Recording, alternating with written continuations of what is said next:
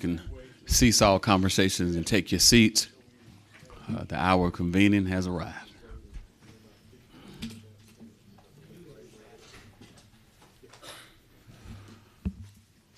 Well, good afternoon. We're here to do the people's business. For some of us, this is one last time. Yep, one more time. And Is it the last dance? never the last dance, just a different song. Yep. Yep, just a different song. Yep. The commissioner from the 7th is trying to decide whether he's going to sing all the songs or just one. The commissioner from the 3rd says she might sing 2 or 3. You might ought to sing happy birthday. It was your birthday yesterday. I was trying to move on down the road. You know how they say in the Oz, ease on down the road. Yeah, that's what we were trying to do. Yeah, but thank you so much, Commissioner from the 3rd. I'm grateful to the Lord for seeing fit to give me one more day. One more day. One more day. I'm excited today to be here. And the Mayor Pro Tem said he's going to make sure I keep my emotions together.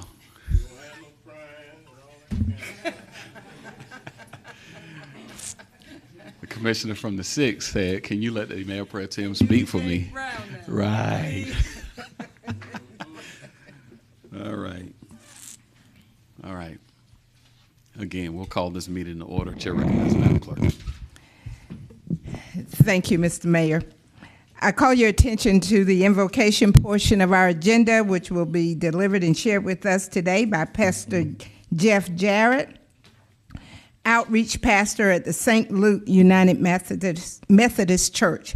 After which, we would like to ask our marshal, Mr. Ramon Lampkin, if he would please lead us in the Pledge of Allegiance. Please stand.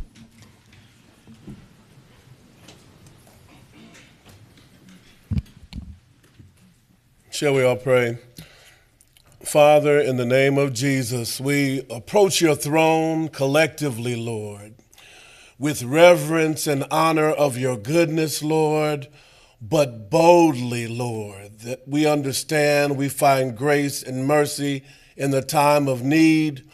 Lord, hallowed be thy name. Before we request or petition anything, we simply want to thank you for a year that you have blessed and kept us. Hitherto hath the Lord helped us, and having obtained help from you, we continue on to this day. And so, Father, with our whole hearts, we say thank you this afternoon. Lord, we pray now that you would bless this commission and our government at every level, Lord. And Holy Spirit, that you would have your way, Lord, with each one of the commissioners, Lord, our mayor, Lord, that you would give them a spirit, Lord, that is acquiesces to one another as servants and in a spirit of humility, Lord, and that we would seek you first in your kingdom and those other things be added, Lord, that you provide a balance for us in our lives, Lord, that every valley be exalted, every mountain made low, Lord, crooked places straight and rough places plain, Lord, that your glory should be revealed, and all of us anticipate that, Lord, by saying thank you once again. Lord, use us in your service, get the glory out of our lives, bless us and make us a blessing, Lord. Use us, Lord, for your good and perfect will. This is our prayer in Jesus' name, and everyone said, Amen. Amen.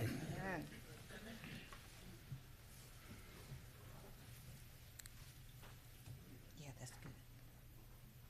From the podium, Marshall. Thank you, sir. Welcome, sir. Pledge allegiance to the flag of the United States of America and to the republic for which it stands, one nation, under God, indivisible, with liberty and justice for all.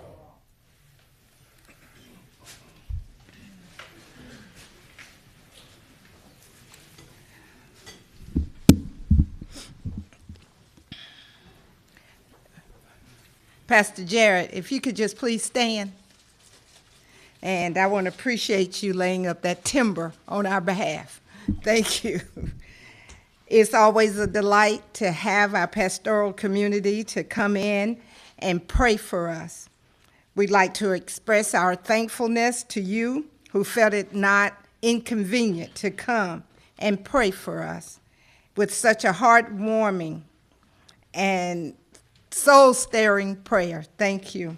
Thank you for your prayer of wisdom, unity, and divine protection. We receive your thoughtfulness as an act of service for God. May he bless you with peace and love for your kindness shown toward us today. Thank you again, sir. Thank you so much. And by these presents be it known that Jeff Jarrett, outreach pastor of the St. Luke United Methodist Church, is chaplain of the day. May his spiritual guidance and civic leadership serve as an example to all citizens of Augusta.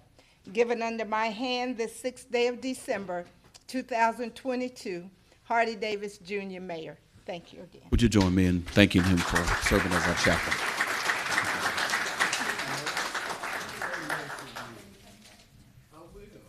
Thank you. Come back, you hear?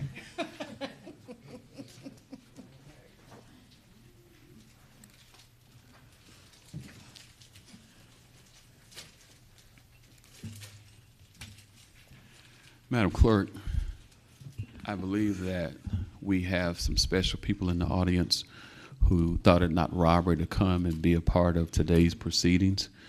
And these are citizens and vendors, business owners, and friends alike. And so we welcome them here to the People's Chamber. But I have some special guests who are here today. Were it not for them, I wouldn't exist. And I'm delighted to have my mom and my dad in the audience today. Hardy Davis Sr. and Dolores Davis.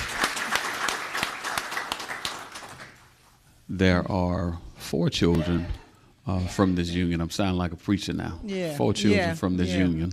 Yeah. I'm the oldest of 4. Amen. All right. Amen. Amen. Oh, I'm the oldest. But I have my 2 sisters, okay. Katie, Karen, who's here. She's the youngest. We're the bookends, both engineers. Mm-hmm. And then we have Janet, who thought she was the boss, Okay. and the 3rd child. Mm-hmm. My brother Jerome is in absentia, and he's an educator down in Charleston. Charleston. That's how we say it from the South. Charleston, South Carolina. Not West Virginia. South Carolina. There's a difference. Okay.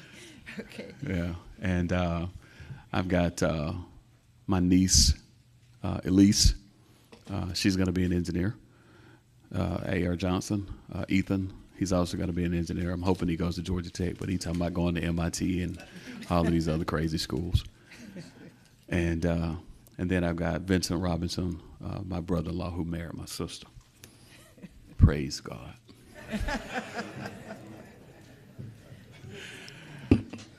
Have mercy. Have mercy.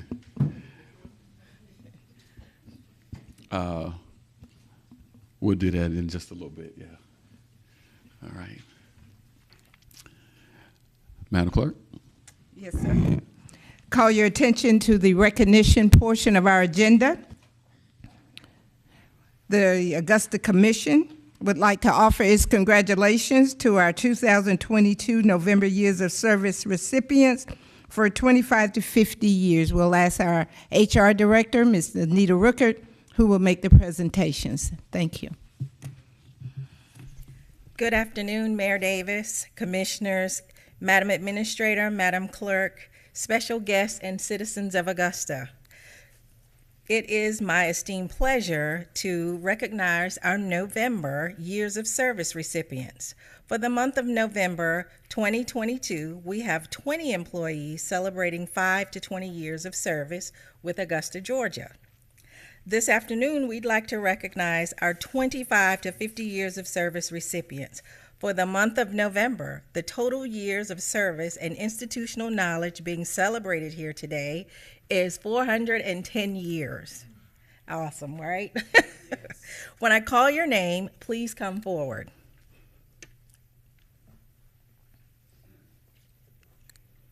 Mr. Terrell Norman, the Marshal's Office, 25 years.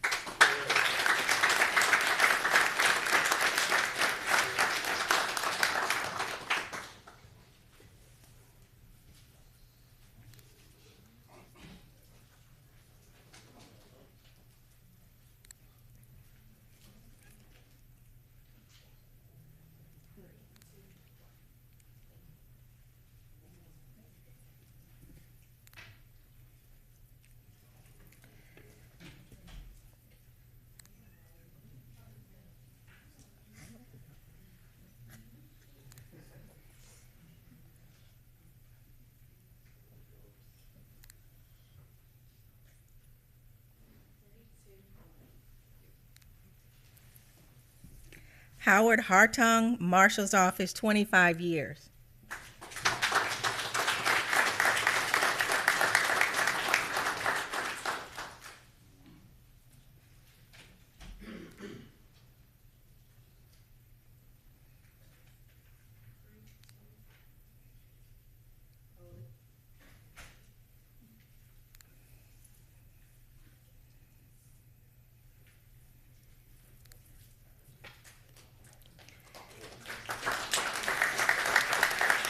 Keisha Barnes, Marshal's Office, 25 years.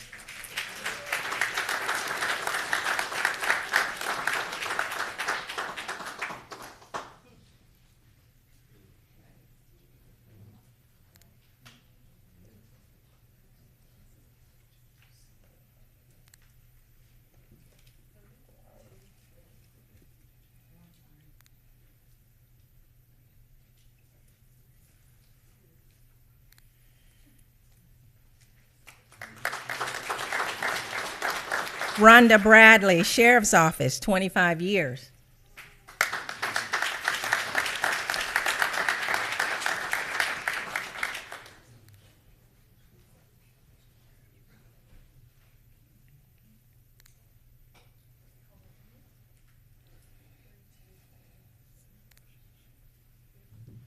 John Cawley, Fire Department, 25 years. Augustine Rhodes, Bushfield Airport, 30 years.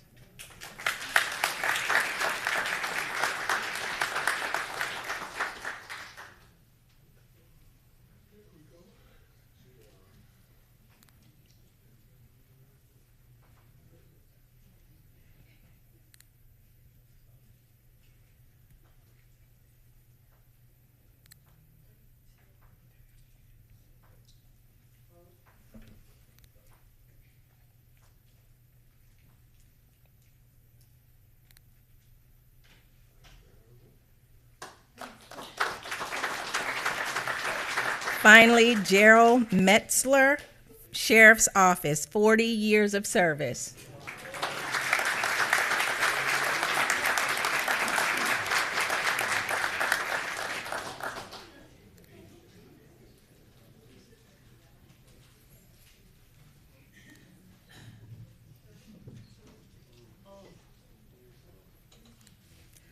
Again, congratulations to all of our years of service recipients.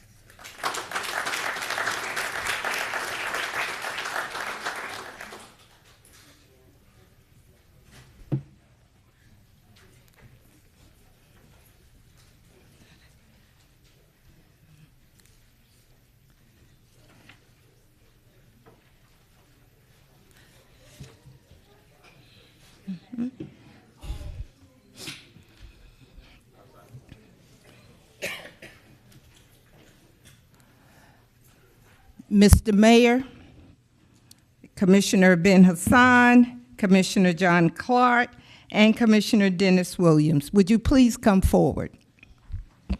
No. Not an option.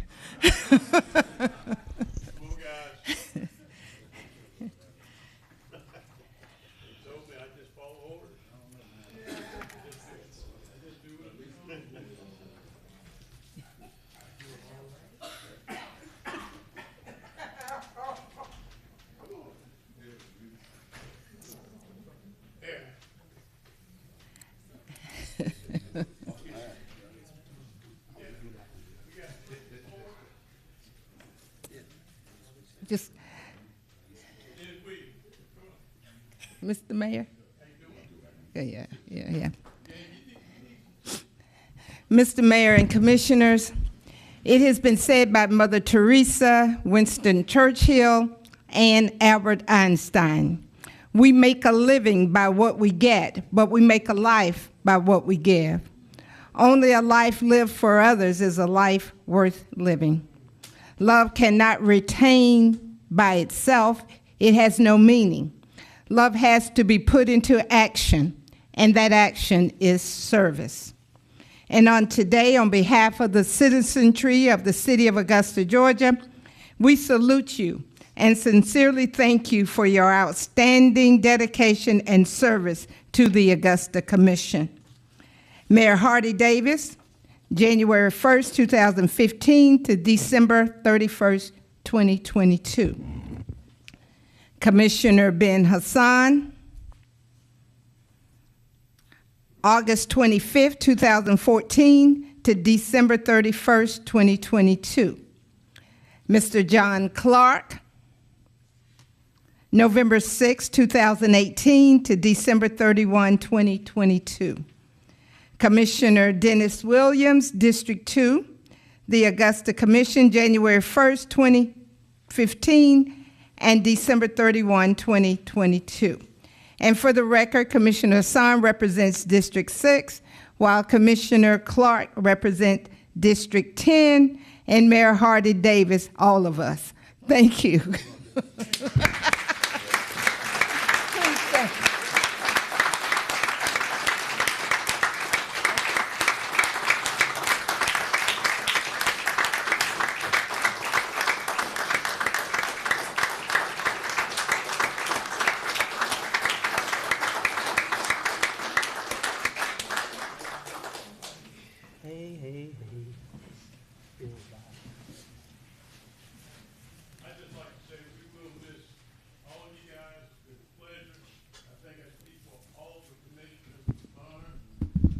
Go ahead. They've done so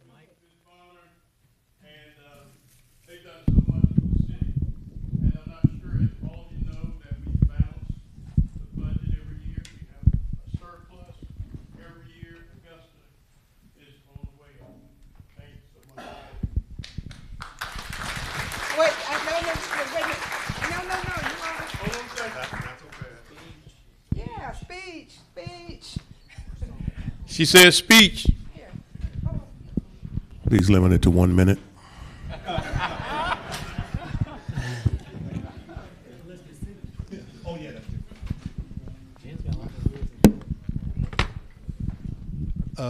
For those who don't know, I'm Ben Hassan.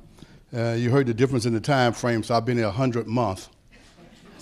100 months exactly, because I came in, like I said, August, and so that gave me that length of time. But it's truly been a pleasure, because my journey really started in the 90s, and then in 2006, I started coming down here. From 2006 to 2013 and a half. I went to over the 90% of the commission and the committee meetings, and so I really understood in my own mind, just from a citizen perspective, what was going on in our government, and I hope and pray to God that I've served you well. I've enjoyed doing it. It is not an easy job. There are several people in this room can tell you I consider not even running for re-election because it gets rough sometimes. And but I've enjoyed every minute of it. I hope the city is a much better place than it was when we got here. There are three things that stand out in my mind that I'm very proud of. And number one is that our fund balance is larger than it's ever been since consolidated government. Number two is to get the families out of High Park. And number three is to save the Green Meadows, those families, and save their homes from being encroached upon. And so with those things, I'm excited about that, because I'm a firm believer, as I said a few weeks ago, you can build a building, but a building don't build people. If you build people, people will build a building. Thank you very much for your time. Thank you, sir.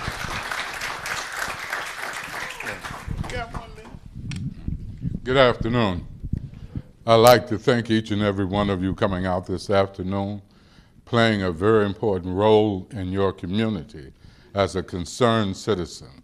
That's one of the problems and things that we need in our society, is that we as individual citizens become more involved and know what's going on in our local government. I've enjoyed this opportunity to serve as your commission in a city that adopted me back in 1979. Augusta's a great place to live. The day I got out of the service, I went down on it's James Brown Boulevard and Laney Walker and thought about where was I going to live. Would I go back to Chicago or stay in Augusta? And Augusta won. And my job sent me to New York and a bunch of places later on. So I thought I was leaving Augusta for 1 year, ended up taking 25 years to get back. And then I got elected to the commission. So it's been a joy. It's been a learning experience. It's something that I hold personally proud for myself. Is because my grandmother wishes seen me today. She'd be a little surprised because I was real quiet growing up and all that. But anyway, it's been an experience. It's been good knowing a lot of people. It's been good forgetting some people. To be honest, you know. Augusta's a great place. We have great citizens in Augusta. Sometimes our little individual personalities hold us back. But if we all work for the common good of the community, we'll have a great, great place to live. I'd like to thank you again for coming out, and may the Lord keep his umbrella of protection over each and every one of you. Thank you so much.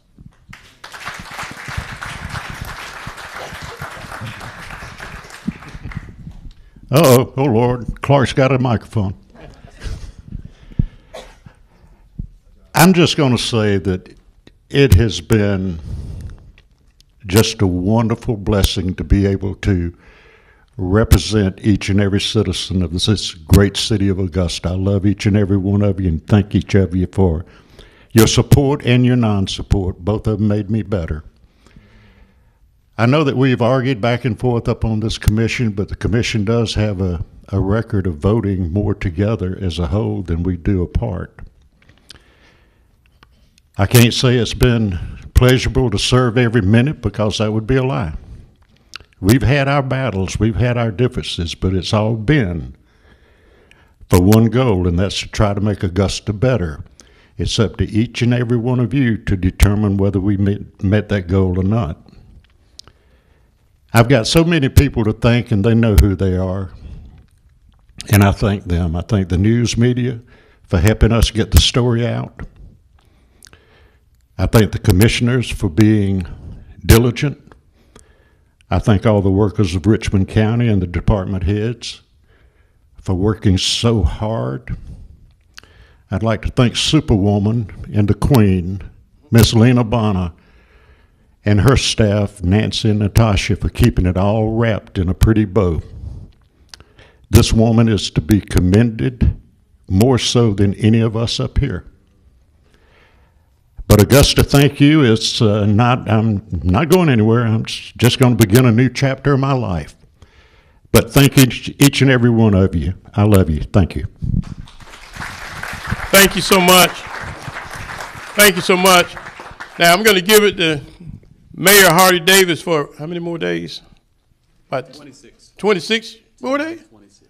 Okay, whatever. Okay. What I want everybody to do, this is a tough job. This is a tough job being mayor of Augusta, Georgia. So as he comes to the mic, give him a hand clap of praise, please.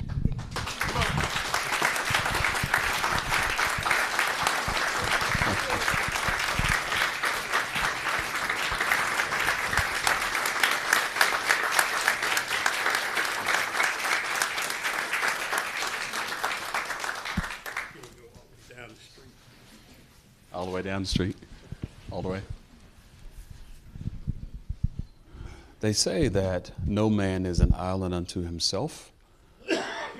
I have said that for every stage that you stand on, someone else built it.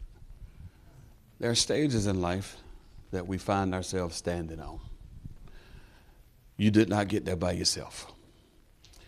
I want to thank Benjamin and Yvette for helping me get to wherever the Lord has taken me. I want to thank the people that you see here who came today to be a part of this as well. I want to thank all of the folks in Augusta who elected me not only once, but twice to serve in this seat. And for that, I am eternally grateful. In 2014, the residents of Augusta entrusted me with the responsibility of leadership as the 84th mayor of this great city. When you elected me as mayor, our vision for the city was a simple one, and that is to create one Augusta, a city of opportunity for everyone, regardless of zip code, where people wanted to live, to learn, to work, and to raise their families. Over the last 8 years, I've had the enormous honor of working alongside our city's most dedicated and talented leaders, public servants, and volunteers, and staff, and you are those people. And for that, I am eternally grateful. We were determined from day one to make Augusta a better place for everyone. We charted a course from day one to make an impact in every part of our city. We've worked through the greatest global pandemic in our lifetime, racial and social unrest. We've sheltered hurricane evacuees from other cities across this state. We've addressed rampant, blighted, and abandoned properties. We've built the strongest transportation network of roads and bridges in the state of Georgia. We've made unprecedented investments in public transit, helped small businesses, hosted the world's greatest sporting event, launched Green Augusta to make sure that we build a smart, equitable, inclusive, and sustainable city. As a result of our collective efforts, all areas of our city are more robust and poised for growth. Over the past 2 years, I've been particularly moved by our community working together to ensure the public health during the still present challenges of COVID. We became one of the first cities to transition to virtual meetings, to enact social distancing guidelines, and protect our residents through a mask ordinance. We quickly passed the One Augusta Small Business Relief Initiative to help small businesses survive the necessary shutdowns early in the pandemic. We awarded almost 200 local businesses a total of $1.3 million of assistance and provided an additional 3,300 residents with more than $7.5 million in emergency rental assistance relief funds. This is what this government has done. Collectively, it is because of the men and women who made a decision to put their names on a ballot and decide that they were going to work for the people of Augusta, all 207,000. What I know beyond a shadow of a doubt is that Augusta is a strong city and that our future is exceptionally bright.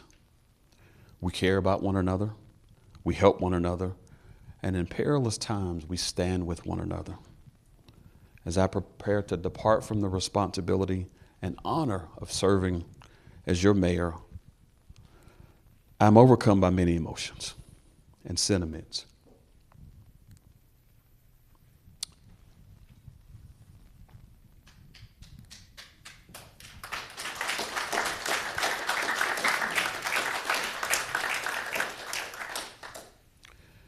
When we started this, we knew there would be challenges. But no matter how difficult they became, our shared commitment to the ongoing success of the city that we love dearly and the place that we call home has never faltered. And so I say to those that will come behind us, Mayor-elect Johnson, let's continue to make this city into everything that you and your family deserve. The state of our city is incredibly strong, and the road ahead is brighter, Ms. Bonner, than ever as we arrive at this moment in history. In the words of Sir Winston Churchill, he said this, "Now this is not the end. It is not even the beginning of the end, but it is perhaps the end of the beginning." Thank you.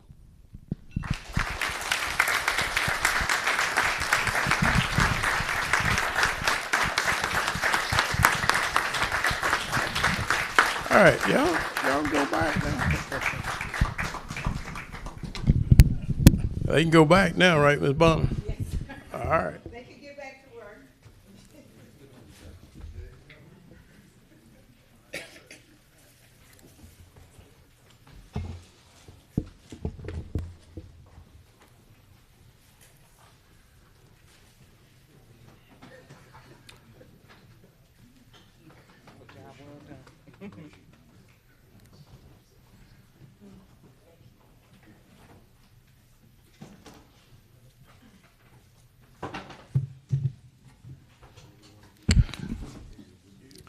Madam Clerk, before we proceed,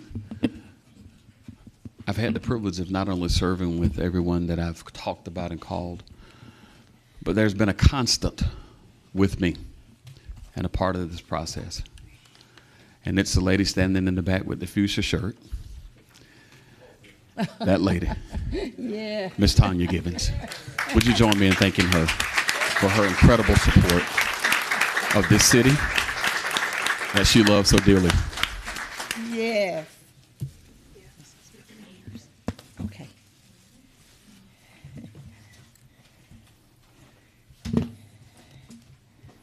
Behind every great one, there's quite. As I said For the office here. as I said to someone on yesterday,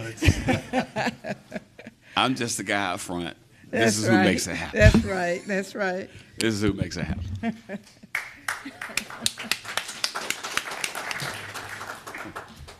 I think the common moniker is call Tanya.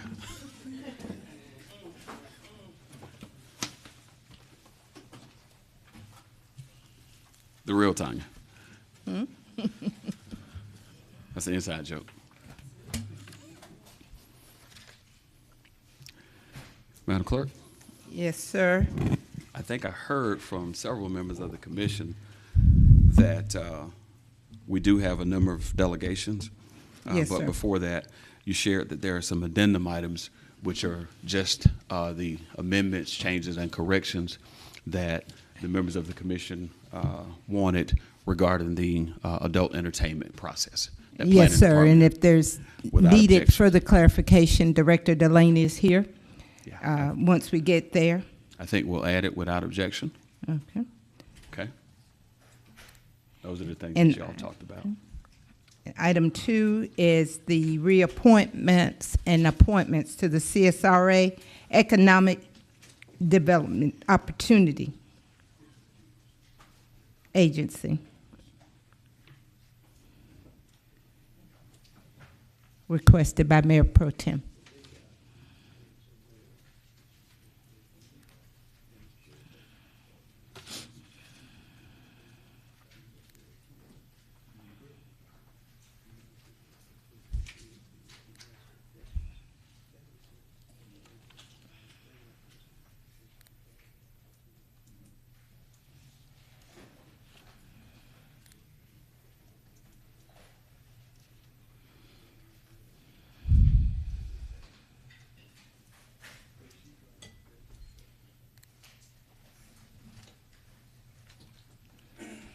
Madam Clerk? Okay. And Commissioner Francine Scott has asked that item number 47 be deleted. Without objection. Okay. Those consist of our addendum agenda.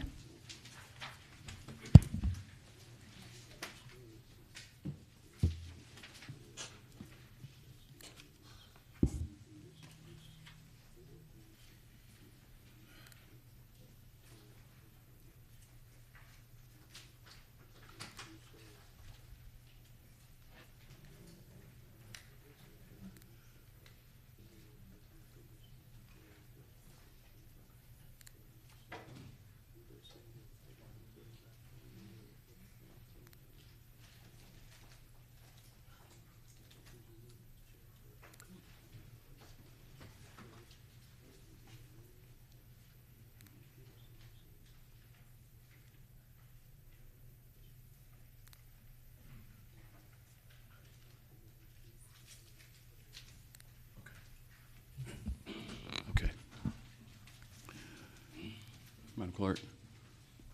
Okay. We're proceeding. Yes. Addendum agenda without objections, okay. All right, without objection on the addendum Okay. agenda items. Call your attention to the delegation portion of our agenda. Item number B, Mr. Jackson Drumgoole, the second, regarding tiny home community for youth aging out of the foster care system. Mr. Drumgoole, if you will state for the record your name and address. You have 5 minutes, sir. Jackson Drumgoole, 410 Fernhurst Lane. I have a presentation trying to open up here. Let's see.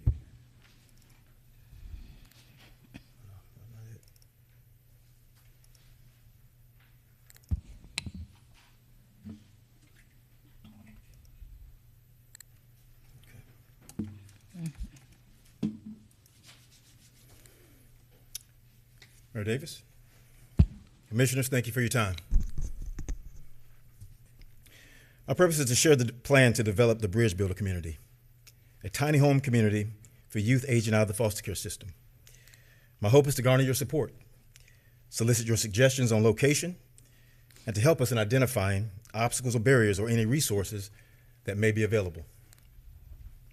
Why this population? Well, currently there are 483 children in foster care in this region, with around 40 aging out each year. 46% of former foster children will become homeless by the age of 26. Research shows that up to 80% of foster children will develop some form of mental illness due to trauma and adverse childhood experiences. 71% of young women who are in the foster care system will become pregnant by age 21. The National Foster Youth Institute estimates that 60% of child sex trafficking victims have been within the foster care system. However, in Augusta, Georgia, the numbers are closer to 75% or higher. I'd like to share our mission in this 1-minute video. Our mission is to assist 18 to 25-year-old youths aging out of the foster care system reach their full potential by providing a safe, affordable housing opportunity and life skills training. Studies show that close to 46% of former foster children will become homeless by the age of 26. And we believe that the Bridge Builder community is the solution. The Bridge Builder community will provide an ecosystem and community of care through safe, affordable housing, educational opportunities and certification completion programs, mental health counseling, job training, structured human services and social support systems, in addition to life skills training necessary for a successful transition into adulthood with permanent connections to a community that they can call their own. Will you join us on this journey in changing the trajectory of the lives of our most vulnerable youth in our community? Together, we can make a difference.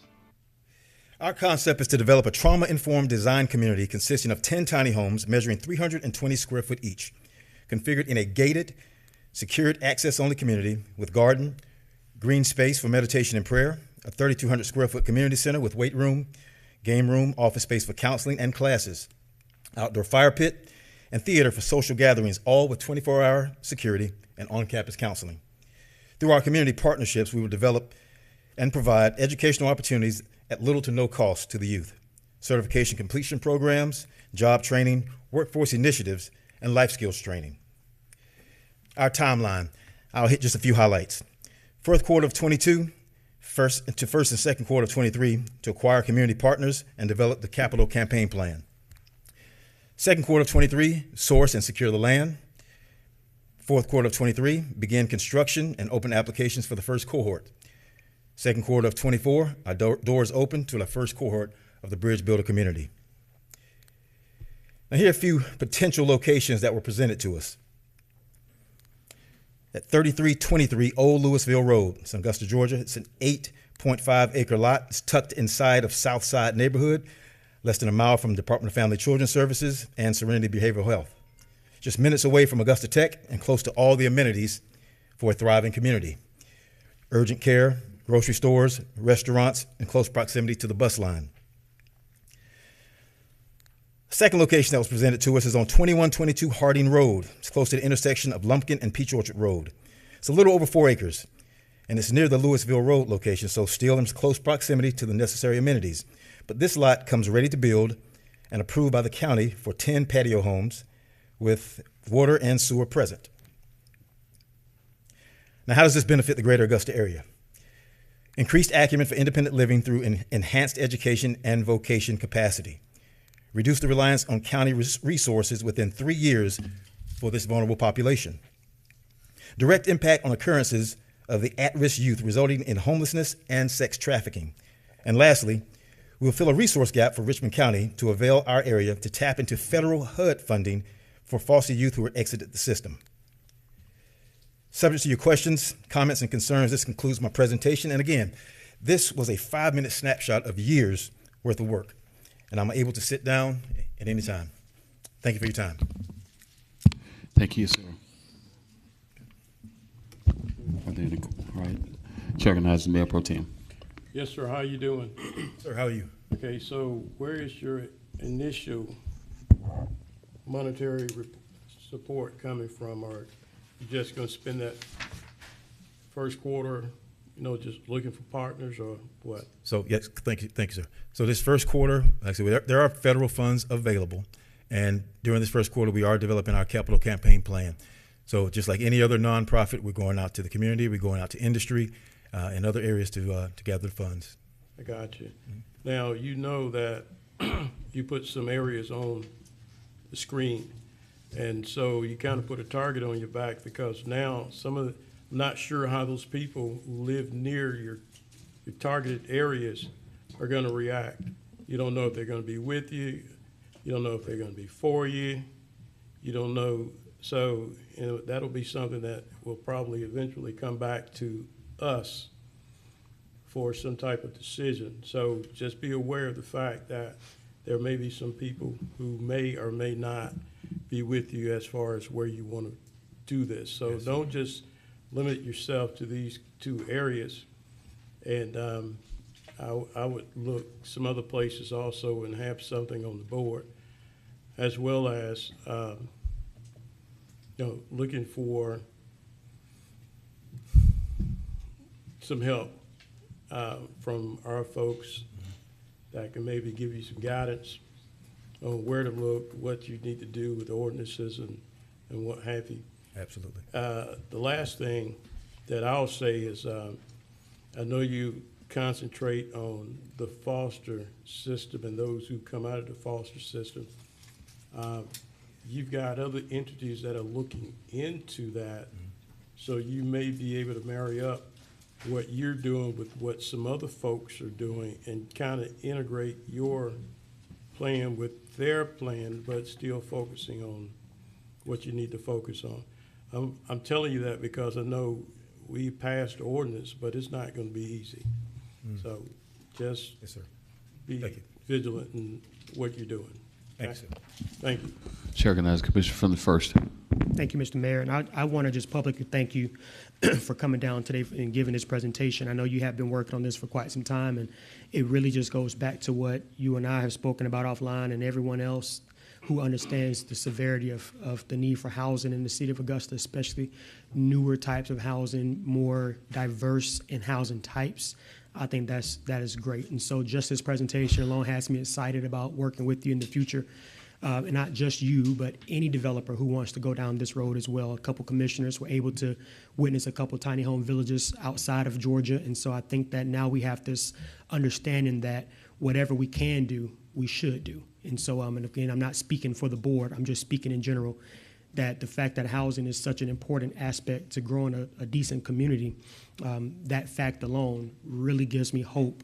And then seeing here that you're working on this gives me hope for anything to happen in the future. So I just wanted to publicly thank you for your hard work on this, and especially for reaching back to this community, this specific community that you're talking about, because we don't hear that often. Yes, and so at any rate, thank you for your service, and we look forward to continuing the conversation. Yes, sir. Thank you. Thank you, Mr. Mayor. Thank you, Mr. Strongo. Next item, Madam Clerk. Our next delegation, Mr. Kevin Diego, regarding the status of parks and cemeteries in downtown Augusta and additional funding. Thank you, sir. You have my presentation that I sent over earlier today, Ms. Bonner? No, sir, I'm sorry. No? Well, is this regarding the parks or your? It's both items. Well, the other item wasn't requested to be placed on the agenda. Right, it's about parks and cemeteries. Okay, well, do you have it? I don't. Yes, I do. Okay, well. I emailed it to you earlier. I have it here as well. Okay, can you assist him?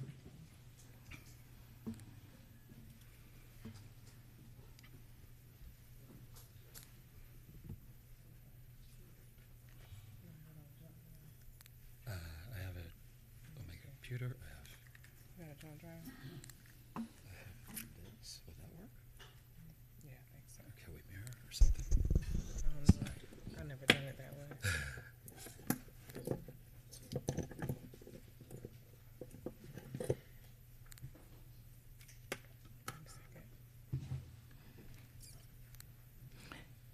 Mr. Mayor, can we continue with the agenda as IT maybe try to assist Mr. Daigle?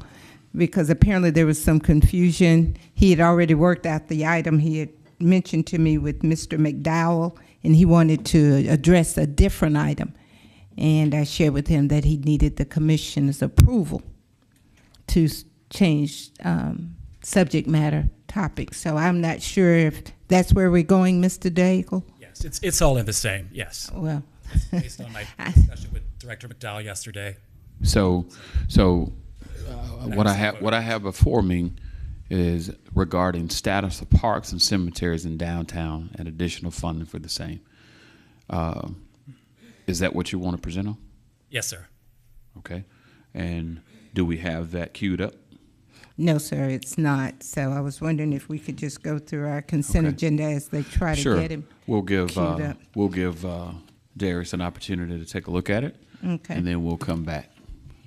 Please proceed, Madam Clerk. Okay. Our consent agenda consists of items 1 through 42. Items 1 through 42.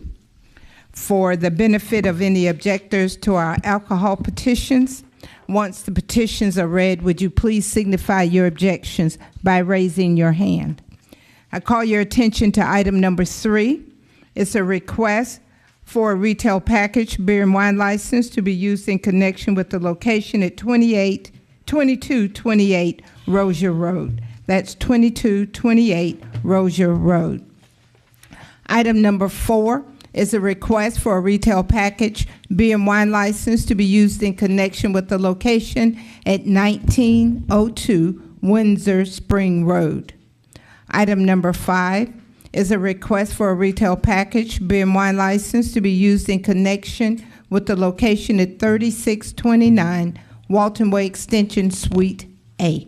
Are there any objectors to any of our alcohol petitions? Mr. Mayor, members of the commission, our consent agenda consists of items 1 through 42 with our addendum agenda with the deletion of item number 47. Thank you, Madam Clerk. I want to go to the addendum item and just want to confirm, are there any questions or concerns about that matter? I know there was a lot of debate about it, and I want to know if there's any questions with specifically just that item. Is that number 1 on the addendum? Right. Okay. All right, I'm going to go to the Mayor Pro Tem. You're still in the queue. Yeah, I can go ahead. Yes, sir. I'd like to put number 2 of the addendum on consent. Okay. As well as 48, which is the installation of the speed humps in Elders Drive. Okay. We need you to speak in your mic, sir. I'm sorry. Okay. Number 2 on the addendum, and then 48, which is the speed humps on Elders Drive. Okay. All right. Chair recognizes Commissioner from the 8th. Thank you, Mayor. I would like to pull item number 34. 34. 34 is what he said.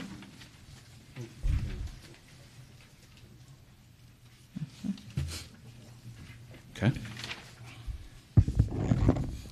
Chair recognizes Commissioner from the 4th. Thank you, Mr. Mayor. Mr. Mayor, I don't need to pull it, but item number 2 on this addenda item that we're talking about. Yes, sir. Just want to be registered as a no vote on that. Once we vote, well, All right, yes, so- sir, I'll note that. Thank you. Yes, sir. Thank you. All right. Chair recognizes Commissioner from the 6th. Yes, Mr. Mayor, I'd like to add item number 45 to the consent agenda.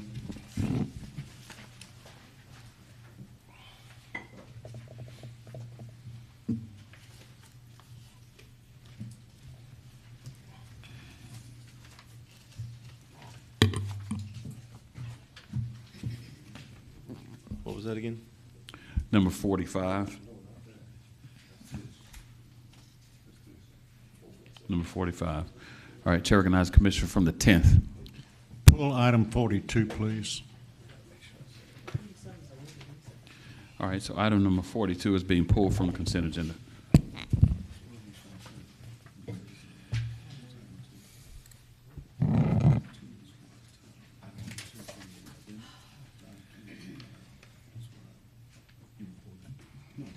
No, he said he wanted to be a,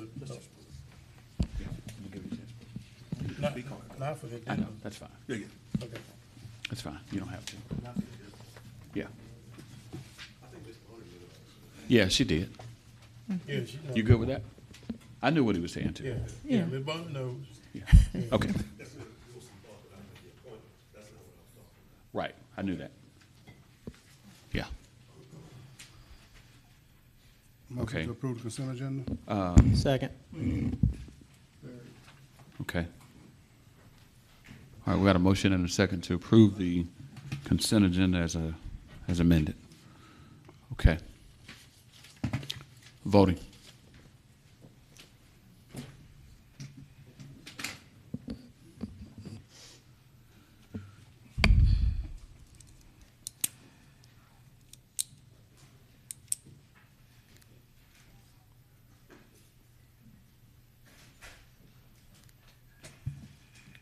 Mr. Johnson and Mr. Hassan, Yeah, I thought I pressed.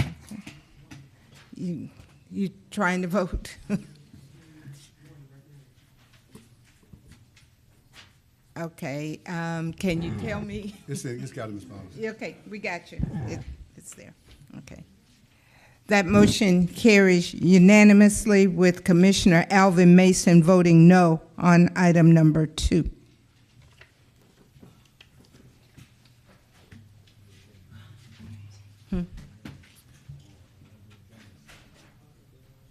Item number 2 on the addendum?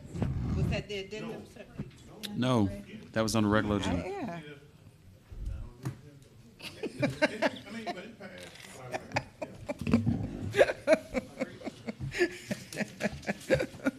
Okay, all right, we got it right. That was on the regular agenda. We're good. Yes. We're good. Yes. Okay. Are we going to the pull item, sir, or? Darius, are we good? Okay. He's ready? He's ready. Okay.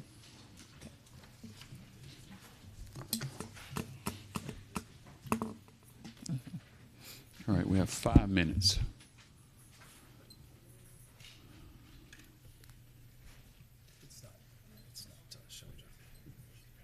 Sorry.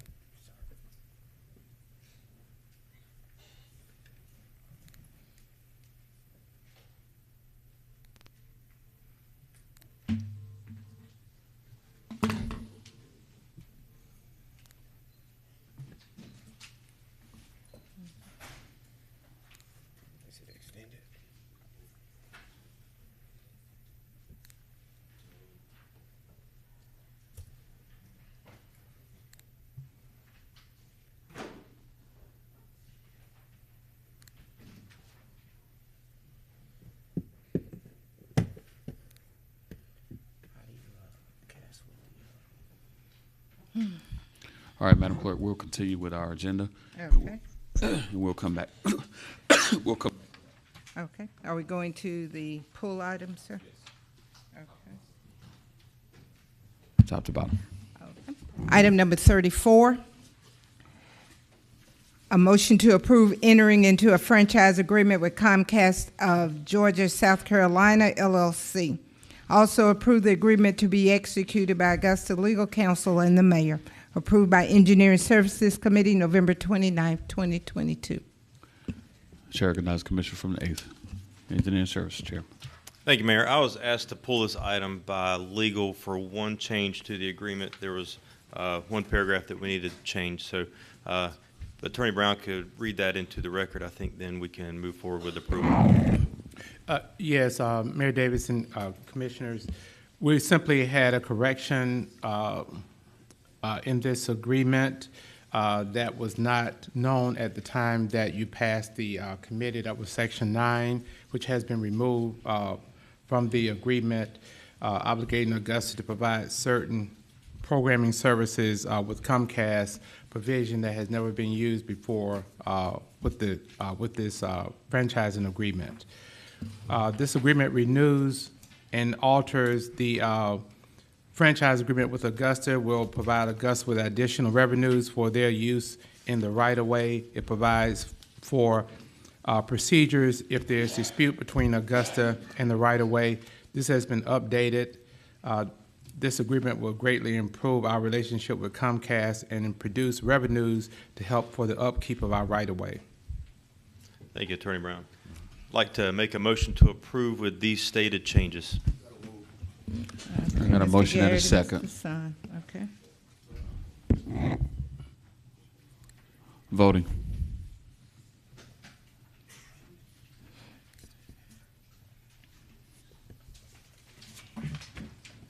Ms. Scott? Okay, thank you. It's unanimous.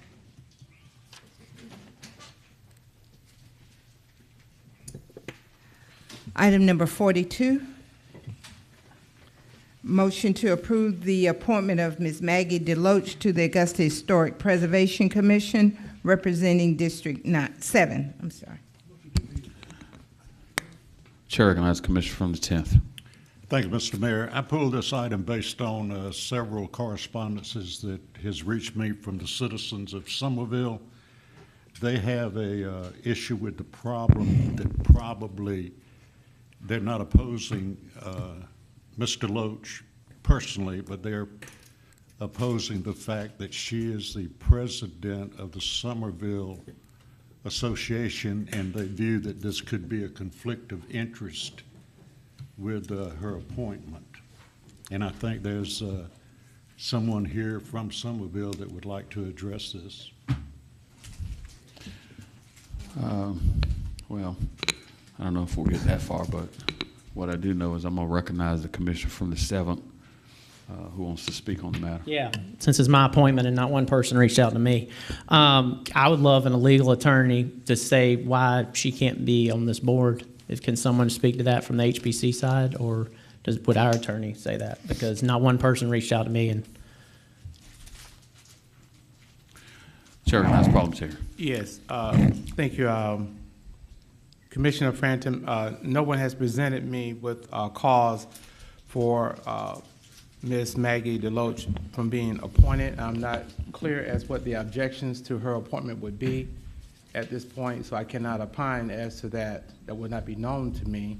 However, if a person is appointed to a board and an activity involving their area Absolutely. or their groups, that person, the proper protocol would be for that person to recuse themselves not only from voting on those matters, but even entering the discussion of those matters.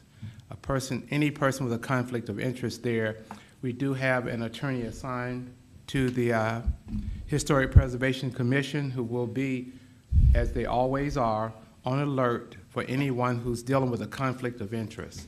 However, if the concern is that because she is a member of Somerville community group or whatever their name is, when Somerville matters come up, that person must recuse themselves from discussion and from voting.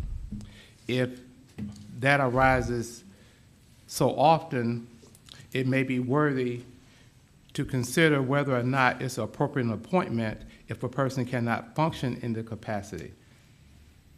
But that would be up to the appointing or recommending commissioner and to this body. Okay, I mean, and that's exactly what I thought. If there's an entity that affected the Somerville, that she wouldn't have to recuse herself from that. So I make a motion to approve. Second. We got a motion and a second to approve the appointment. Voting.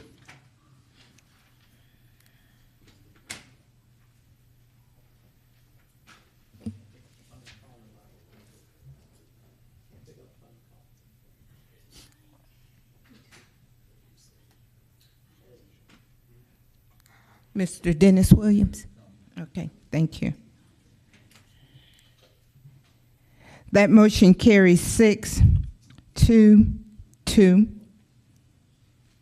with Mr. Jordan Johnson voting no, and Mr. John Clark abstaining, Ms. McKnight and Ms. Francine Scott.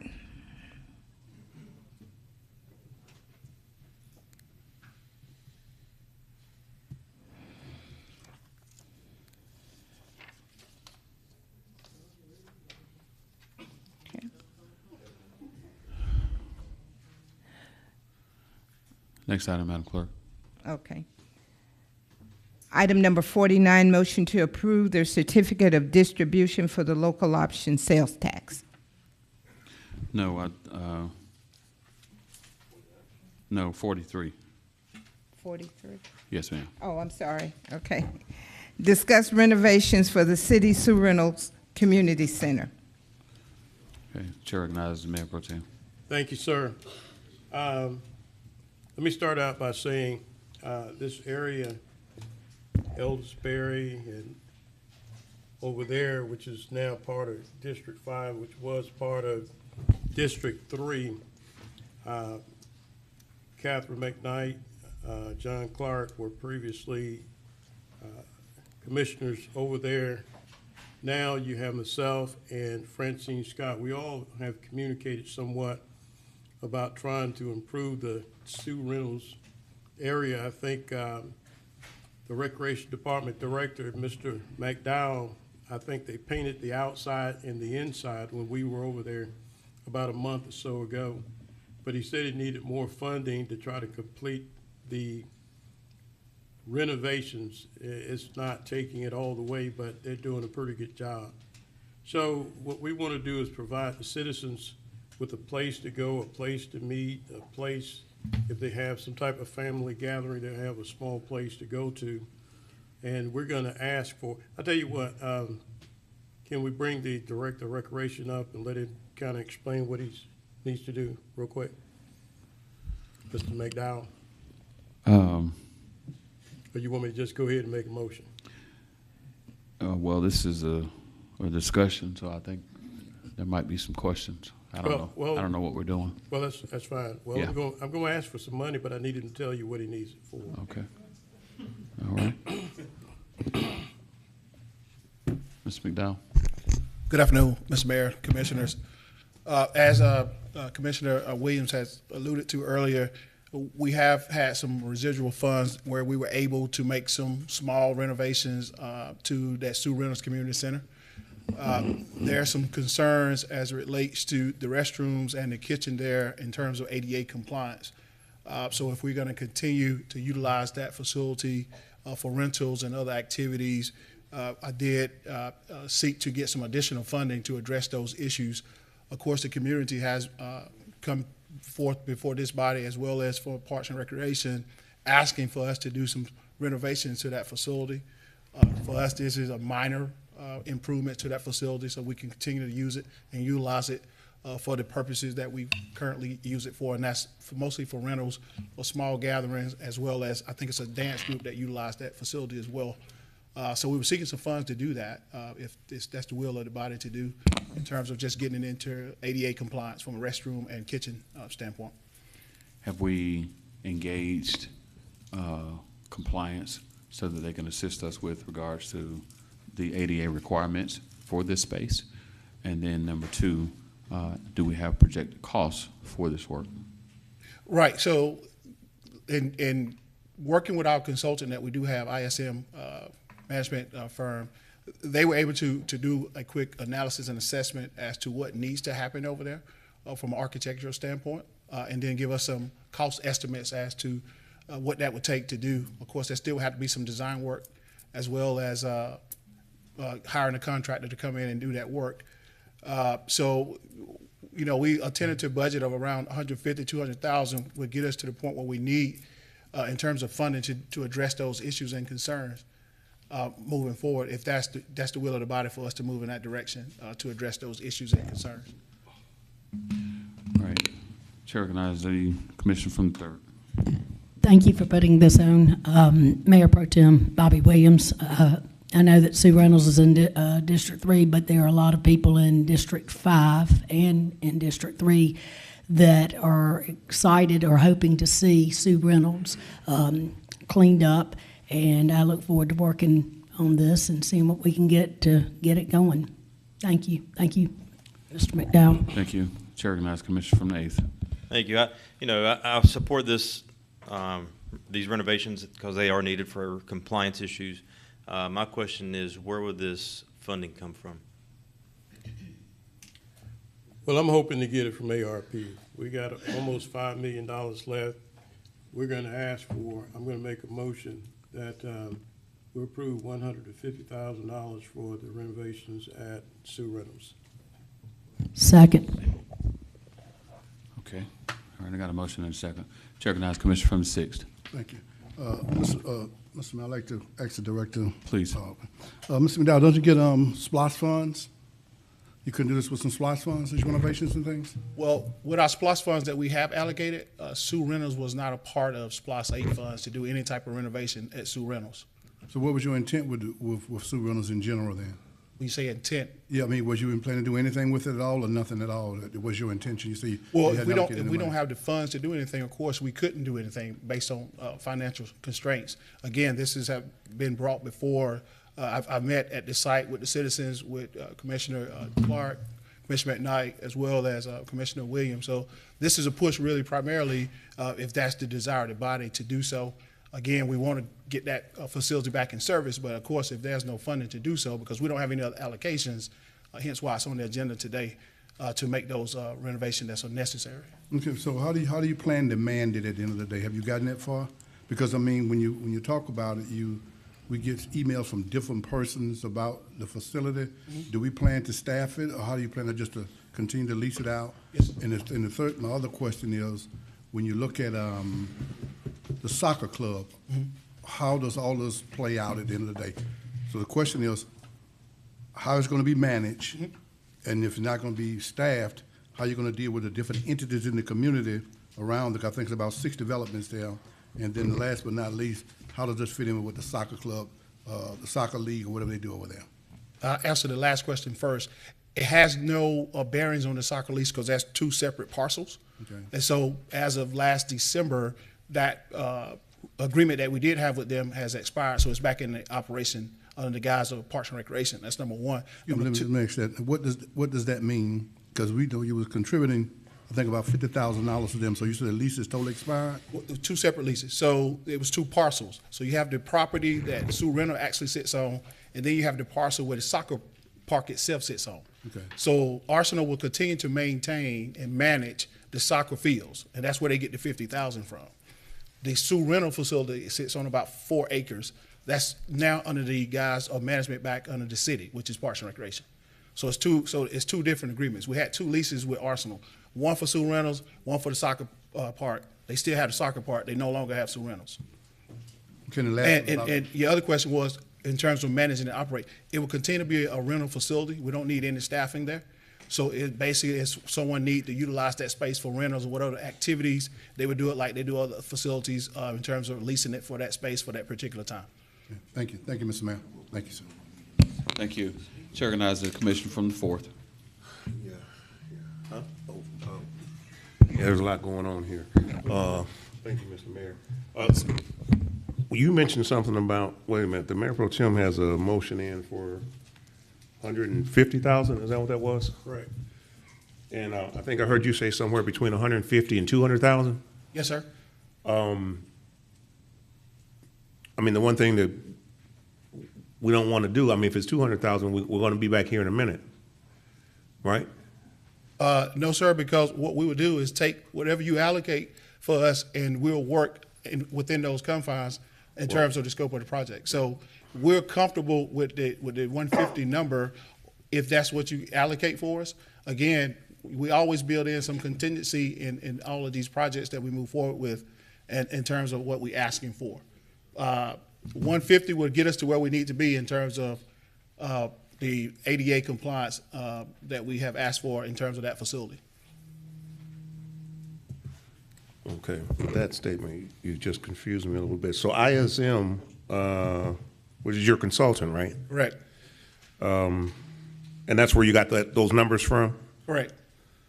Somewhere between 150 and 200? Yes, sir. Okay. And you're saying 150, you can make it work no matter what? Again, those numbers are estimates. And again, if you set the budget for that, then we're working within those confines for that particular project. Again, we have no other allocations for Sue Reynolds. If far exceeds that, then of course we could move forward with the project. All right, Mr. Mayor.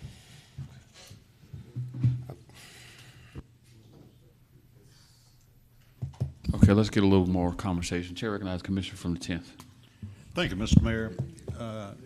Ms. McKnight and I did bring this a while back. There was no funding to be found, and I would like to thank Commissioner Williams for bringing it back Mr. today. Clark, can you, your Excuse mic? me. Yeah, All right. thank you. But we did bring it before a while back.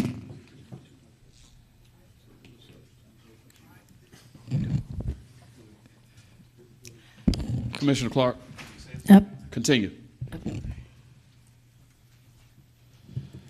Once again, we did bring it before the commission one time before we couldn't find any funding from it, for it. And we do thank Commissioner Bobby Williams, Mayor Pro Tem, for bringing it back today to try to get this done. It's much appreciated. And I am in full support of it. And I concur with Commissioner Mason. Is $150,000 enough to do with what we really should do, or maybe we should make a substitute motion of $175,000 to put a little bump in there, or maybe even $200,000.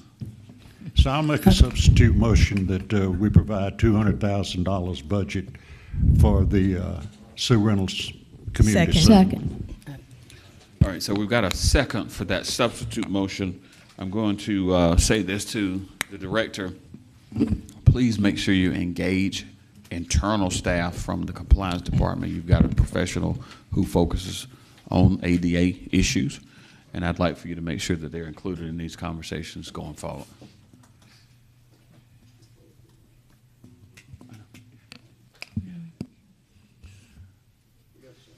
All right, I have a motion and a second. Second. For 200. It's a substitute motion. It is a superior motion. All right, voting. Mr. Clark and Ms. Scott, that was to come That's from correct. ARP funding? Is that what you are? Yeah. He didn't want to wait until the next agenda item. You know how he is. Gonna get why it's getting good. Okay. Yeah, we're voting.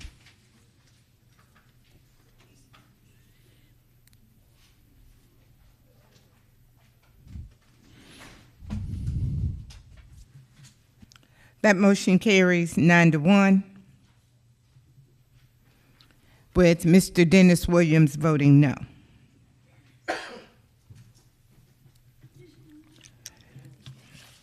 Item number 44, update on the HRIS system for Human Resources Department.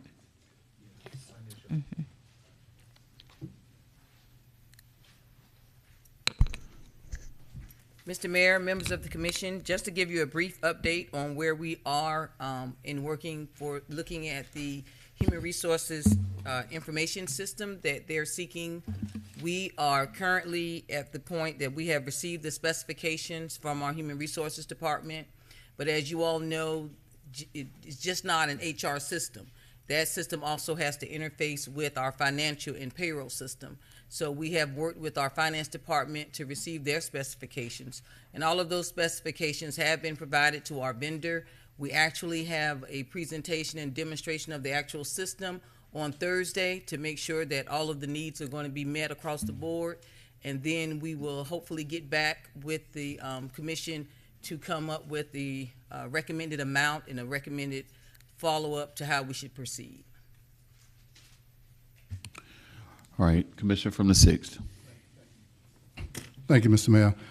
Director Allen, you just made mention, explain to the last part of your statement when you said recommended amount. What does that mean? Well, we'll come back with the recommended proposal as it relates to the moving forward with the system, as well as the estimated cost of the system. Based on the fact that we had to provide the vendor with all the respective specifications, we're not sure at this time if any of those specifications are going to be connected to an additional cost to implement. So I can't say now what that actual funding would look like, but then we can come back with the full proposal after we have our presentation on Thursday. Yeah, you just made mention in the open part of your presentation that this is a universal system. You know, it taps into other things as well. Yes, but I want to just go back into HR.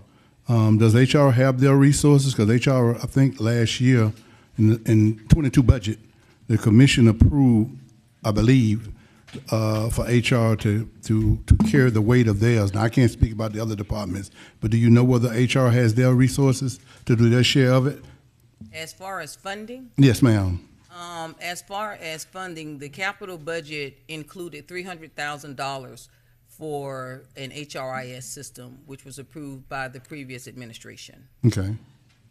Now, I can't tell you whether or not that's going to be enough of a resource to have for them to implement this project because, again, we haven't gotten everything back from the vendor, and we won't until after the whole entire system is reviewed to make sure the specifications are being met. Yeah, and I can understand that because, like I said, when I was thinking about it, I think it was a request of HR put in and it was allocated. And as I hear you say universal, so I can only expect that price will go up. But I was going to make sure some funds have been allocated to start this process. Yes, sir. Thank you. Thank you, Mr. Mayor. Thank you, sir. Breaking news. OBJ is going to sign with the Dallas Cowboys. I'm just kidding.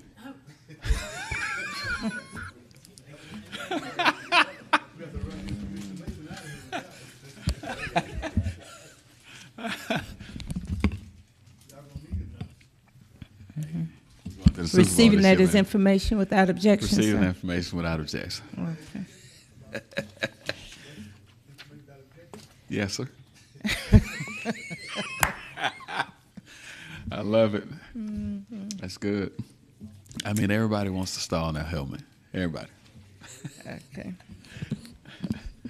Madam Clerk, next item. That would be item 49. Are we good with that?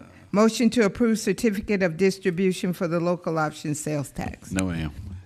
46. 46. Okay. 46. See, I thought they had spent all the money. You trying to let Mayor Pro Tem spend all the money? I thought they had spent it all. I didn't think none was left. Okay. 46 right. Is a motion to approve the allocations of ARP funding for essential quality of life services. Thank you, Madam Clerk. We wanted to put this item on the agenda again. The city has made strides with ARPA dollars to help in many areas. This is an opportunity to give folks a chance to have one more conversation about it before the close of this year. We've already had one motion presented to us with regards to trying to, again, address a quality of life issue. And so I'll take an opportunity to ask this body, I believe, Madam Administrator, we've got $4+ million left in terms of ARP dollars. And I'm not suggesting that today will be a day to exhaust all of those, but I did want to give an opportunity to engage one more time before we move forward. From a practical standpoint, I wanted to revisit the issue, and we can just have a running list right now. But I wanted to go back and revisit the issue of our libraries. Our libraries are bastions of opportunity, not only for reading, but more importantly, to engage our community. Over the last 16 years, the state of Georgia has continued to reduce its funding allocations for public libraries. I envision public libraries, much as I do public transit, that these are connectors. They're ways to connect communities, connect people, but also to provide opportunity. And so, as we're having this conversation, I'm going to ask the commission to support an additional $500,000 where our libraries are concerned. Over the next few years, you're going to see the state continue to provide less funding. And I think it's incumbent upon Augusta to make sure that our libraries are strong, that there are opportunities for people to go and engage. We live in a global world, and for many, that is their first touch point to being a part of that globally connected world. Not just to pick up books, but they are places that we convene. So, Chair recognizes Commissioner from the 3rd. All right, I'll make a motion to approve that since I'm on the ex officio board. Well, we're just discussing now and putting the list together. All right. Yeah. I'm ready to give them money. Okay. All right, Commissioner from the 7th. All right, Chair recognizes Commissioner from the 7th. No, I support libraries. I just don't think that there's other entities. I look at mental health, and we didn't. I guess we might have increased them $25,000, but we have a serious mental health issue in Richmond County, and so my feeling is if we're going to approve libraries, then let's approve something with mental health today. I don't know what those numbers are, but I just don't know if this is the right way to do it. I feel like we should have had this conversation in committee and just throw it out right now. I don't know if I'm really comfortable with anything right this second, but just my 2 cents. Thank you. Thank you. Chair recognizes Commissioner from the 6th. Yes, Mr. Mayor. I just want to address from the library, from a holistic perspective, I do agree in supporting them in some form or fashion. However, I think the greatest thing that we can do, the problem that they're having, is that we're just recycling money. There's a way that has to be because what happens with the library about them being a dual entity, some connected with the city, some connected to the state, it's portions of it. And so when we do allocate money for them, they end up paying the money back to us, And so I think until we really, and that's not to say not do something for them. Now, there's two conversations here. And I'm addressing the one that I think the administrator and finance, whatever, they need to sit down at some point in time, in the mayor, and try to figure out how do we reconcile their debt. The debt that they're in is what's really choking them. And I think the origin of that, one of the origins of that is when the library was increased by 2.5 times the size of one across the street. To no degree was the resources to manage the facility was not increased. And as a result of that, we are where we are. And so till we find a way to reconcile the debt, we would never be able to really to help them. Because to my colleague's point, if you give them $500,000, guess what? You're going to get it right back. You're recycling the money. So they have a real problem how we're going to reconcile the debt, Mr. Mayor. Thank you, sir. Okay, thank you. Chair recognizes Commissioner from the 10th, Commissioner Clark. Thank you, Mr. Mayor. I'm certainly not opposed to giving more funding to the libraries because a lot of times when a child is young, they find the library to be a bastion of refuge, that they can go to the library, they can pick up a book, and they can become anyone and anything that they can dream to be. And holding that book in your hand and using your imagination is a lot better than using a Kindle. So, Mr. Mayor, I do support this. Thank you. Thank you. All right. Chair recognizes Commissioner from the 4th. Thank you, Mr. Mayor. On the surface, I don't have a problem supporting the library with funds, but I do believe that that's something that we should have had a robust discussion about during the budgeting process, because now we'll start bringing up, I'm hearing mental illness. I got a few ideas myself. And for fear of raiding this ARP funds before the year is out. I just think that that's something that we need to look at, not necessarily make a move on today, and figure out, because 500,000, I think that's even exceeds. I know you. I think Mr. Frantum had made mention of something. I don't think it was nearly that high earlier in terms of the not earlier today, but earlier in our discussion some weeks ago about giving more. But that's quite a chunk. So what I'm saying is that's just something that should have been done during our budgeting process, our normal budgeting process, period. So that's really all I want to say about that. And I don't know. Yeah, that's going to be the extent of that conversation for me. Okay. Chair recognizes Commissioner from the 8th. Commissioner from the 8th. Thank you, Mayor. To tag along with what my colleague from the 4th was just talking about, this even exceeds what the original ask was from the library during the budget cycle. I think we ended up cutting them by $100,000 from their original ask, if I'm not mistaken. And I think Madam Administrator probably could speak towards that. Please.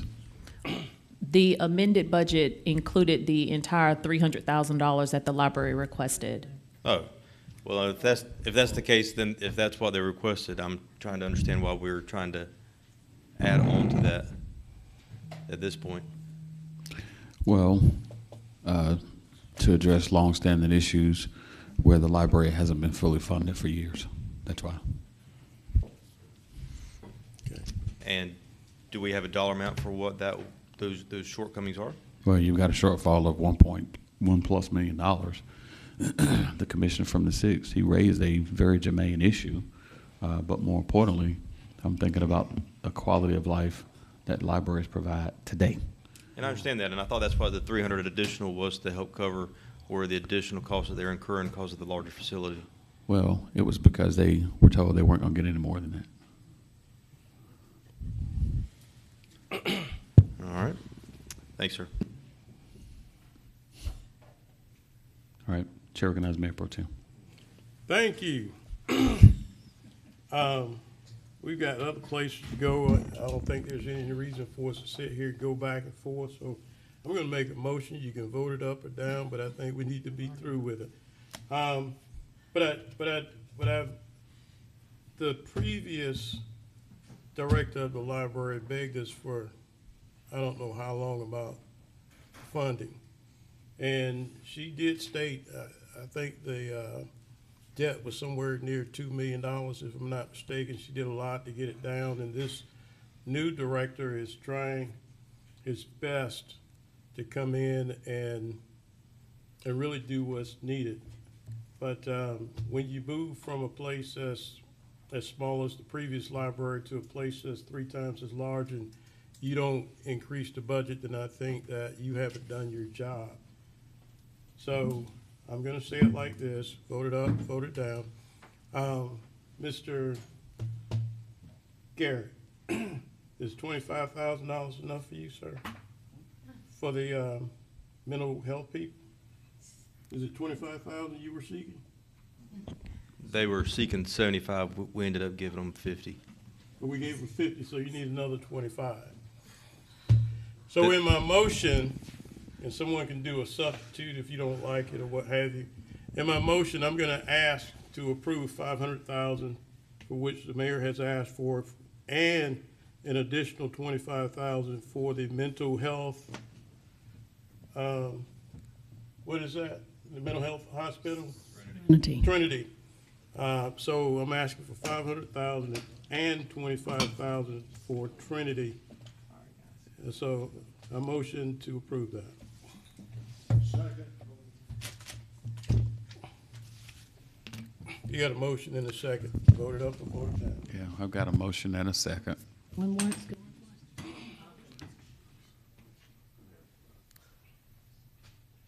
Voting.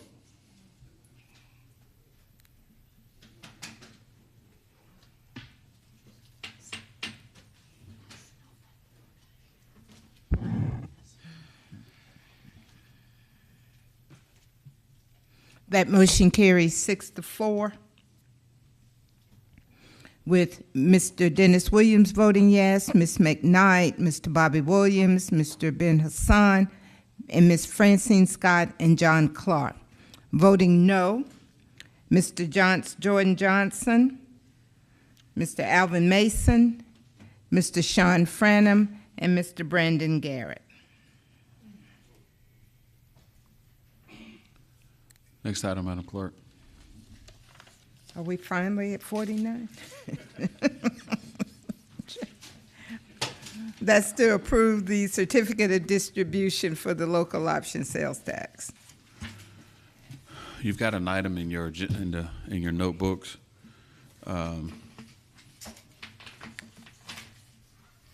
This matter was adopted last night by Blythe. They're in full support as well. And I'm going to give Administrator an opportunity to speak to it, but we're ready to proceed with this matter to make sure we get this to the Department of Revenue. Madam Administrator.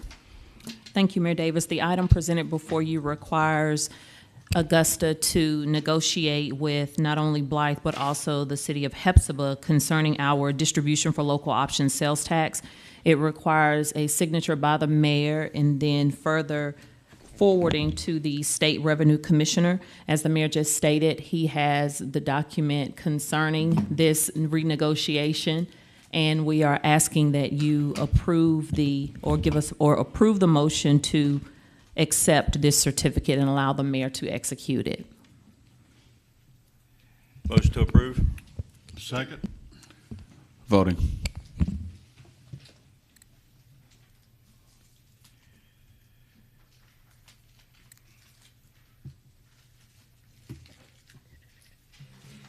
It's unanimous.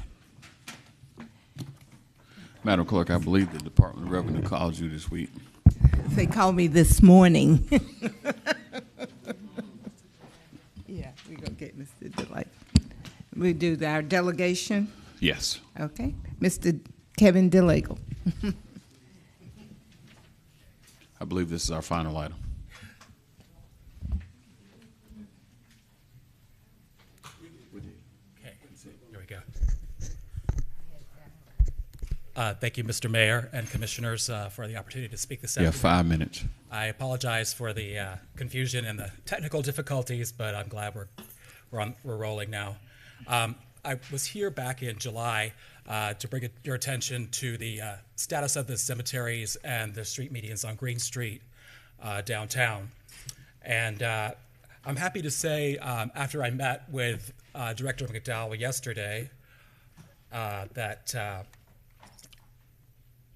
we've had a lot of improvement in the last few months. You can see the photos that I took in July versus just this past weekend, how far we've come in terms of Cedar Grove Cemetery, and then also in terms of Magnolia Cemetery, just the difference in the weeds and the tidiness and the grass being mown. And from what I talked to Director McDowell about yesterday, it seems like there's sort of a hybrid model being adopted of using outside consultants, outside contractors, and the inmates from RCCI, which seems to be working in the short term. And I'm just, as we move into the new year, I'm hopeful that we can continue to see that. And I would like to see any additional funding that might be available out there to help our medians on Green Street and with the cemeteries. The thing that related to the medians and the cemeteries, well, the medians that I happened to notice just last night, and that's why I piggyback this on here, is the lighting downtown on the medians. There are no working street lights between East Boundary and 5th Street on the medians. This is how dark it is there. And also between 10th and 12th Street, the street lights are not working in the medians and on the sides. I counted at least 15 street lights that don't work. And the picture on the left was a walking tour with Historic Augusta that I had the opportunity to be a part of on Saturday night. And you can see pretty much we're standing there in the dark with this walking tour. And for our citizens and visitors, that's not, just in terms of public safety, having that level of lack of lighting is just not workable, not sustainable. And the speed at which cars travel down Green Street, I live right there. It's just incredible. It sounds like they're drag racing at night.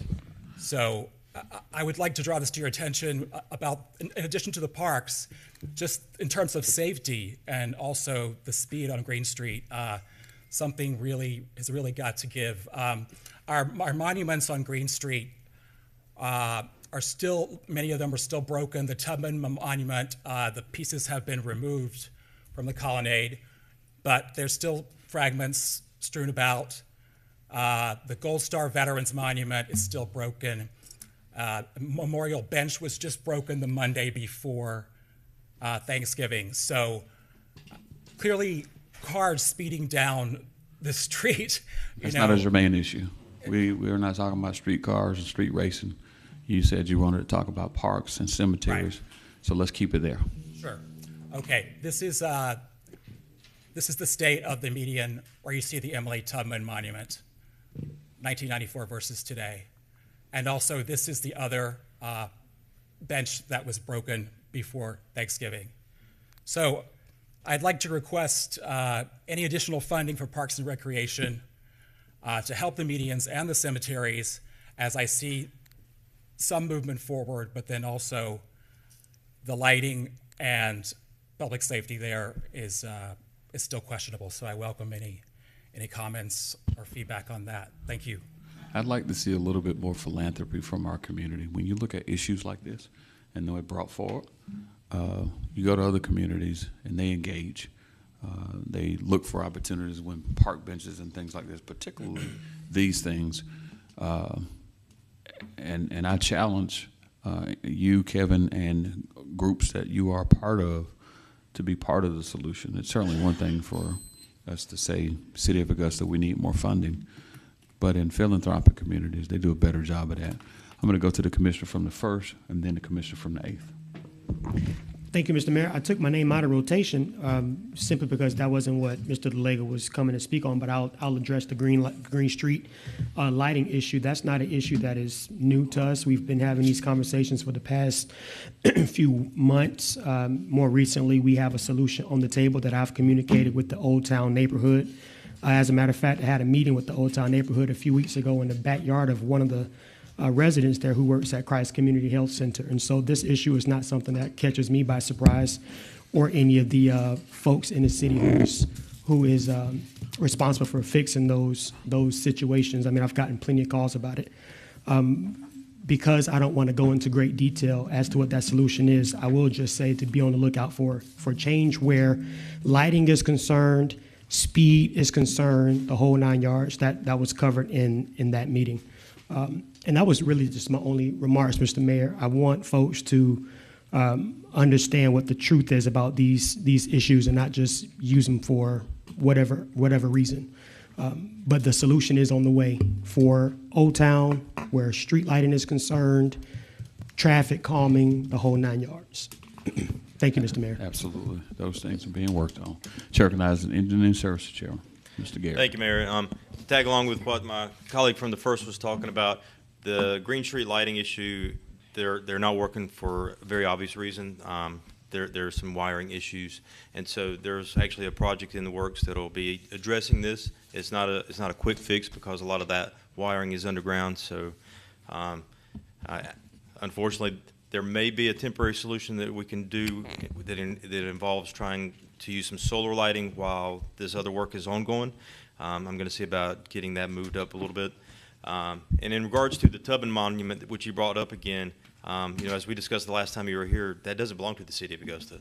So there's only so much that we can do other than, getting it further cleaned up. But in regards to the lighting, those projects are coming. There's going to be a lot of work, and I'm sure that you've seen on Green Street, George Power working underground, causing that wonderful snafu right there. It's very, very difficult to get around, but that's important work, and especially when it comes to our power grid downtown, to making sure that we definitely have a much more secure power grid moving forward in the future. And like I said, there's a lot happening, and unfortunately, none of it's going to happen quick.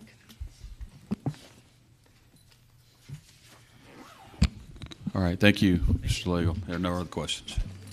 Madam Clerk, I believe that this is all the business before us. Yes, sir. All right.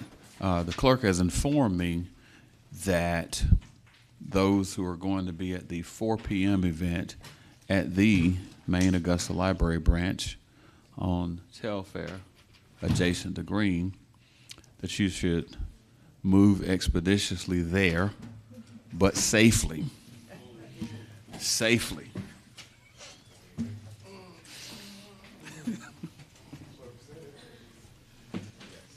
The clerk said it.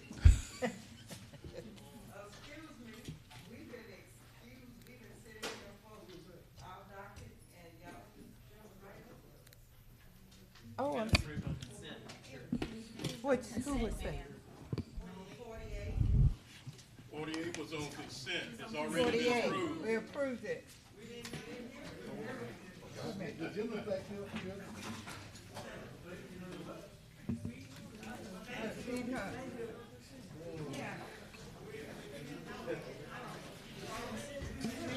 No, ma'am, it was on the consent agenda.